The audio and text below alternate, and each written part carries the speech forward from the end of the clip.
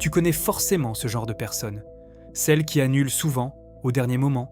Celle qui dit qu'elle est encore fatiguée, pas très en forme, ou qu'on verra une prochaine fois. Et au fond, beaucoup pensent qu'elle fuit les autres. Mais en réalité, ce n'est pas toujours ça. Souvent, elle protège simplement quelque chose de plus profond. Si toi aussi, l'idée d'un vendredi soir tranquille à la maison te donne bien plus envie qu'une soirée dehors, alors tu vas probablement te reconnaître dans cette vidéo.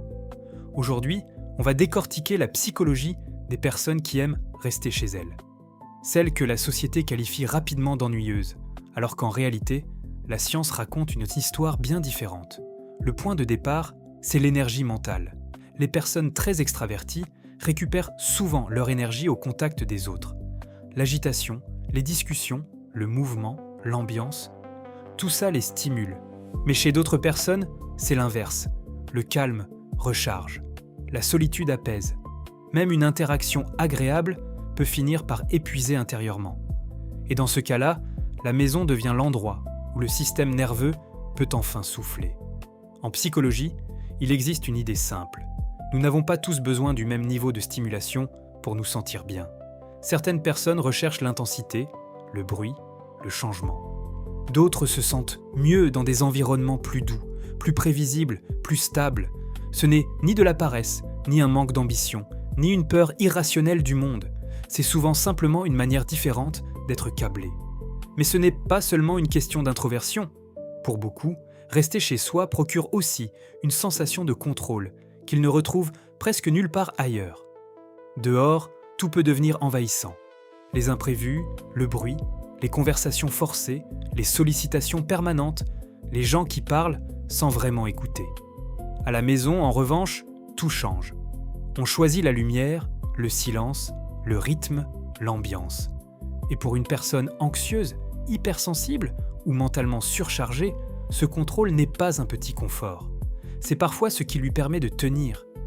Et si ce genre de vidéo t'aide à mieux comprendre ton propre fonctionnement, abonne-toi maintenant. Parce qu'ici, on parle justement de psychologie, d'intelligence, de comportements humains et de tout ce que la plupart des gens ne remarquent jamais. Ce qui est intéressant, c'est que les personnes qui apprécient la solitude ont souvent un monde intérieur très actif.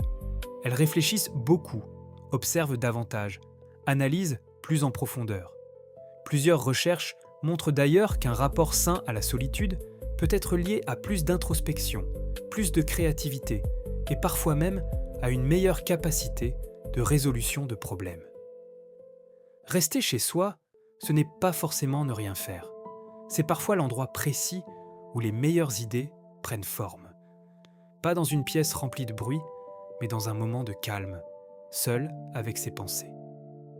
Le problème, c'est que notre époque valorise presque toujours l'inverse. On glorifie les sorties, les événements, les agendas remplis, les week-ends chargés, l'image de la personne toujours active, toujours entourée, toujours en train de vivre. Comme si une vie réussie devait forcément être visible. Comme si le plaisir devait obligatoirement être bruyant. Mais si pour toi, une vraie bonne soirée, c'est un repas simple, une série, un plaid et la paix totale, ce n'est pas triste. C'est peut-être juste une forme de lucidité sur ce qui te fait réellement du bien. Évidemment, il faut aussi nuancer. Parfois, rester chez soi peut avoir une origine plus douloureuse.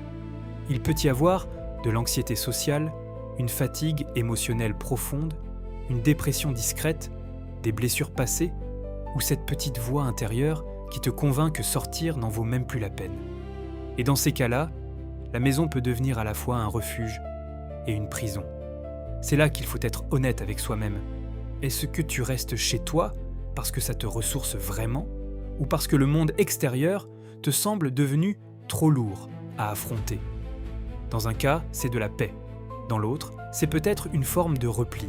Mais pour ceux qui aiment sincèrement être chez eux, il ne s'agit pas de passer à côté de la vie. Ils vivent juste autrement. Leur bonheur se trouve souvent dans des détails que beaucoup ne remarquent même plus. Le café du matin, un coin précis du canapé, une pièce silencieuse en fin de journée, la lumière qui change dans la chambre au coucher du soleil, une routine familière qui rassure. Là où d'autres ont besoin d'agitation pour se sentir vivants, eux trouvent de la richesse dans la simplicité. En psychologie, on parle parfois d'une préférence pour les environnements à faible stimulation.